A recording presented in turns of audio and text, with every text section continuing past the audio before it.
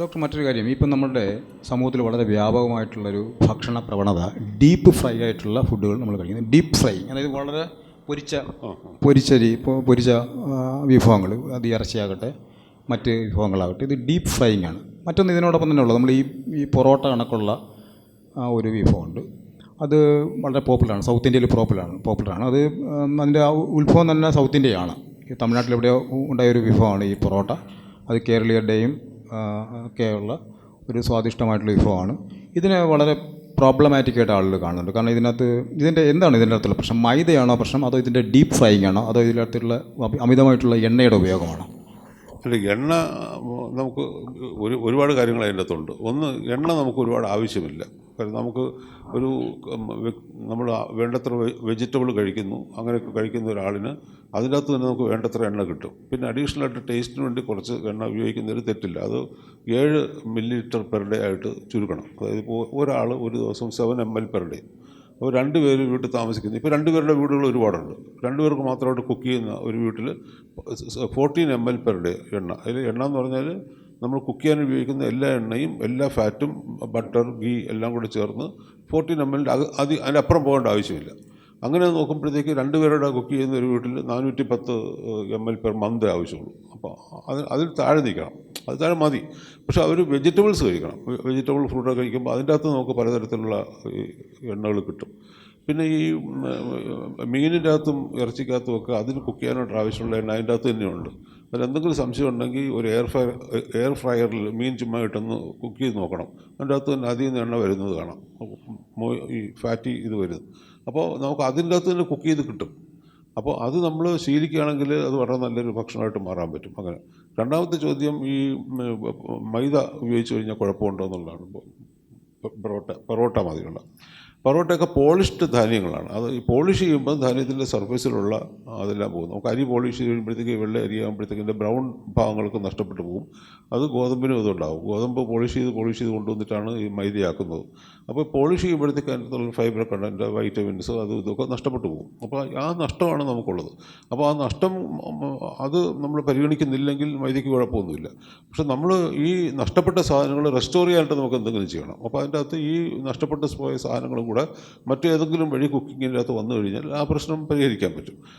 അതല്ലാതെ വേറെ കുഴപ്പമൊന്നുമില്ല. മൈദ എന്ന് വെച്ചിട്ട് കുഴപ്പമില്ല. പിന്നെ അടുത്ത ഡീപ്പ് ഫ്രൈ ആണ്. ഡീപ്പ് ഫ്രൈക്കുള്ള 2-3 പ്രശ്നങ്ങളെന്ന് വെച്ചാൽ, ഒന്ന്, അതിൻ്റെ അകത്തുള്ള ഈ കാർബൺ കണ്ടൻറ്റ് കൂടും. ഒരുപാട് ഫ്രൈ ചെയ്ത് കഴിഞ്ഞാൽ ഈ കാർബൺ ഒരുപാട് കരാമൽ കാർബൺ എന്നൊക്കെ പറയുന്ന സാധനം അത് ഒരു പരിധിക്ക് ശേഷം കഴിച്ചുകൊണ്ടിരിക്കുന്നത് അത്ര ശരിയല്ല. കാരണം അതിനൊക്കെ കുറച്ച് കാഴ്സിനോജനിക്, ക്യാൻസർ ഉണ്ടാക്കാനായിട്ടുള്ള ഉണ്ടാക്കും എന്നല്ല പറയുന്നത്, അതിനുള്ള സാധ്യത കൂടും. ഇത് സ്റ്റാറ്റിസ്റ്റിക്കലാണ്, കൂടുന്നത് കൊണ്ടാണ്. അപ്പോൾ അതുകൊണ്ട് ഈ വേവിച്ച മീറ്റ് തന്നെയാണ് നല്ലത് ഫ്രൈ ചെയ്യുന്നതിനേക്കാളും. പിന്നെ അഥവാ ഫ്രൈ ആണെങ്കിൽ തന്നെ നമുക്ക് ഇടയ്ക്കൊരു ഫ്രൈ ഇഷ്ടമാണെങ്കിൽ തീർച്ചയായിട്ടും ഫ്രൈ കഴിക്കാം. അതൊരു ഡീപ്പ് ഫ്രൈ ചെയ്തിട്ട് ഒരുപാട് കാർബണേറ്റ് ചെയ്യരുത്. കാർബൺ ഒരുപാട് ഉണ്ടാകുന്ന രീതിയിൽ ചെയ്യാതിരിക്കുക എന്നുള്ളതാണ് ആരോഗ്യകരമായിട്ടുള്ള ശീലം. ഡോക്ടർ, ഈ വേവിക്കാത്ത ഭക്ഷണങ്ങൾ കഴിക്കുന്നത് ആരോഗ്യകരമാണ് എന്നുള്ളൊരു സങ്കല്പമുണ്ട്. അതോടൊപ്പം തന്നെ നമുക്കിപ്പോൾ ഈ ഭക്ഷണത്തിൻ്റെ ഒരു ദുർലഭ്യത കുറയ്ക്കാൻ വേണ്ടിയിട്ട് പെസ്റ്റിസൈഡുകൾ വളരെ വ്യാപകമായിട്ട് ഉപയോഗിക്കുന്നുണ്ട്. അതുപോലെ തന്നെ രാസവളങ്ങൾ, കെമിക്കൽ ഫെർട്ടിലൈസേഴ്സ് ഉപയോഗിക്കുന്നുണ്ട്. അപ്പോൾ ഇപ്പോൾ ഈ മോഡേൺ ഫാക്ടറികളിൽ നിന്ന് വരുന്ന, ആധുനിക ഫാക്ടറികളിൽ നിന്ന് വരുന്ന ഈ പെസ്റ്റിസൈഡ് ആവട്ടെ, അതുപോലെ തന്നെ ഫെർട്ടിലൈസേഴ്സ് ആവട്ടെ, അത് ദോഷകരമല്ല, അത് തനിയെ ഡീഗ്രേഡ് ചെയ്യുന്നതാണ്. അതുകൊണ്ട് അതിനകത്ത് വലിയ പ്രശ്നങ്ങളില്ല എന്ന് പറയാറുണ്ട്. അത് ശരിയായിരിക്കാനുള്ള സാധ്യതയുണ്ട്. ഇതിനെപ്പറ്റി ഡോക്ടറിൻ്റെ ഒരു കാഴ്ചപ്പാടെന്താണ്? പെസ്റ്റിസൈഡ് ഉപയോഗിച്ചു എന്ന് വെച്ചുകൊണ്ട് കുഴപ്പമൊന്നുമില്ല. ഈ പെസ്റ്റിസൈഡ് വെച്ചാൽ കൃഷിക്ക് ആവശ്യമുള്ള പെസ്റ്റിസൈഡല്ലേ ഉദ്ദേശിക്കുന്നത്, അല്ലേ? കൃഷിക്ക് ആവശ്യമുള്ള. അപ്പോൾ ഈ എന്ത് സാധനത്തിനും ഈ അതിൻ്റെ കുഴപ്പം, അല്ലെങ്കിൽ അതിൻ്റെ ടോക്സിറ്റി, അല്ലെങ്കിൽ അതിൻ്റെ അകത്തുള്ള സമൂഹത്തിലുള്ള പ്രശ്നം എന്ന് പറയുന്നത് അത് ഡോസ് റിലേറ്റഡാണ്. എന്ത് അളവിലാണ് ഉപയോഗിക്കുന്നതെന്ന് അനുസരിച്ചിരിക്കും. ഇപ്പോൾ പെസ്റ്റിസൈഡ് ഉണ്ടാക്കുന്ന ഓരോ കമ്പനിയും ഇന്ന രീതിയിൽ ചെയ്യണമെന്ന് അതിൻ്റെ അകത്ത് തന്നെ ഡയറക്ഷൻസ് ഫോർ യൂസ് എന്നുള്ളത് വെച്ചിട്ടുണ്ട്. അതില്ലാതെ നിരന്തരം പെസ്റ്റിസൈഡ് ഉപയോഗിച്ചുകൊണ്ട് ചെയ്യുകയാണെങ്കിൽ നമുക്ക് അഡീഷണൽ പെസ്റ്റിസൈഡ് അറ്റ്മോസ്ഫിയറിൽ വരും. നമുക്ക് കിട്ടണമെന്നൊന്നുമില്ല, പക്ഷേ മണ്ണിലും അറ്റ്മോസ്ഫിയറിലും നിൽക്കും. ഇത് അവിടെ ജീവിക്കുന്ന ഏറ്റവും ചെറിയ കീടങ്ങളെയൊക്കെ നശിപ്പിച്ചു കളയും. അതിനെ നശിപ്പിച്ചു കഴിയുമ്പം അതിനെ ഭക്ഷണമാക്കുന്ന അതിൻ്റെ മേളിലത്തെ ലെയറിലുള്ള ഇൻസെക്റ്റുകൾ നശിക്കും, അതിൻ്റെ മേളിലുള്ള അനിമൽസ് നശിക്കും, അതിൻ്റെ മേളിലുള്ള അനിമൽസ് നശിക്കും, അങ്ങനെ ആ ഇക്കോളജിയെ അത് ബാധിക്കും. അതാണ് പെസ്റ്റിസൈഡിൻ്റെ പ്രശ്നം. അല്ലാതെ പെസ്റ്റിസൈഡ് റെസിഡ്യൂ ശരിയായിട്ടുള്ള രീതിയിൽ പെസ്റ്റിസൈഡ് ഉപയോഗിക്കുമ്പോൾ അത് നമ്മളെ ഹാം ചെയ്യുന്നുണ്ടോ എന്നാണ് ചോദ്യമെങ്കിൽ രണ്ട് തരത്തിലാണ് പെസ്റ്റിസൈഡ് ഫുഡിൽ കയറുന്നത്. ഒന്ന് അതിൻ്റെ സർഫസിൽ ഇരിക്കുന്ന, ഇപ്പം നമ്മൾ ആപ്പിൾ എടുക്കുന്നു അല്ലെങ്കിൽ വെണ്ടയ്ക്ക എടുക്കുന്നു, അതിൻ്റെ സർഫസിൽ ഒട്ടിയിരിക്കുന്ന പെസ്റ്റിസൈഡ്. രണ്ടാമതായിട്ട് വേരിൽ കൂടെ അബ്സോർബ് ചെയ്തിട്ട് അതിൻ്റെ ടിഷ്യൂവിൻ്റെ അകത്ത് കയറിയിരിക്കുന്ന പെസ്റ്റിസൈഡ്. ഇത് രണ്ടും ഒരുപാട് പഠനങ്ങൾ നടത്തിയിട്ട് ഇത് രണ്ടും കുഴപ്പമുണ്ടാക്കുന്നില്ല എന്നാണ് കണ്ടേക്കുന്നത്. അപ്പോൾ പെസ്റ്റിസൈഡ് കുഴപ്പം ഉണ്ടാകണമെന്നുണ്ടെങ്കിൽ പെസ്റ്റിസൈഡ് ആർക്കാണ് ഏറ്റവും കൂടുതൽ കുഴപ്പം ഉണ്ടാകേണ്ടത് എന്ന് നമുക്കൊന്ന് ചിന്തിച്ചാൽ നമുക്ക് തോന്നാം. ഒന്ന് പെസ്റ്റിസൈഡ് ഉൽപ്പാദിപ്പിക്കുന്ന ഫാക്ടറിയിൽ ജോലി ചെയ്യുന്നവർക്ക്, അവർക്കാണല്ലോ പെസ്റ്റിസൈഡ് ഏറ്റവും കൂടുതൽ എക്സ്പോഷർ ഉള്ളത് നമുക്ക് കിട്ടുന്നതിനേക്കാളും. അവരുടെ ഇടയിൽ ക്യാൻസറോ മറ്റുള്ള രോഗങ്ങളോ കൂടുന്നതായിട്ട് കാണുന്നില്ല. രണ്ട്, ഈ ഫാക്ടറിക്ക് ചുറ്റും താമസിക്കുന്ന ആൾക്കാർ, ഈ ഫാക്ടറിയിലുള്ള വേസ്റ്റൊക്കെ ഫ്യൂമായിട്ടോ അല്ലെങ്കിൽ വെള്ളമായിട്ടോ അവിടെ ചുറ്റുമുള്ള അടുത്തുള്ള ഗ്രാമങ്ങളിലൊക്കെ പടരും. അവിടെ താമസിക്കുന്നവർക്കും ക്യാൻസർ കൂടുന്നതായിട്ട് കാണുന്നില്ല. പിന്നുള്ളത് പെസ്റ്റിസൈഡ് സ്റ്റോർ ചെയ്യുന്ന ആൾക്കാർ, ഈ വളമൊക്കെ വിൽക്കുന്ന കടകളിൽ താമസിക്കുന്ന ആൾക്കാർക്ക്, അവരുടെ കൂട്ടത്തിലും ക്യാൻസർ കൂടുന്നതായിട്ട് കാണുന്നില്ല. അപ്പോൾ പെസ്റ്റിസൈഡ് വളരെ മൈക്രോസ്കോപ്പിക്കായിട്ട് ഈ പച്ചക്കറിക്കകത്ത് ഉള്ളത് കഴിച്ചെന്ന് വെച്ചാൽ നമുക്കും ഉണ്ടാകാൻ വഴിയില്ല. മറ്റൊരു പ്രശ്നം, പെസ്റ്റിസൈഡിൻ്റെ പ്രയോഗമൊക്കെ ഈ ചെടികളെ ബാധിക്കുന്ന ചില കീടങ്ങളുണ്ടല്ലോ, അതിനെ കൊല്ലാനുള്ള അളവിലാണ് കൃത്യമായിട്ട് ഉപയോഗിക്കേണ്ടത്.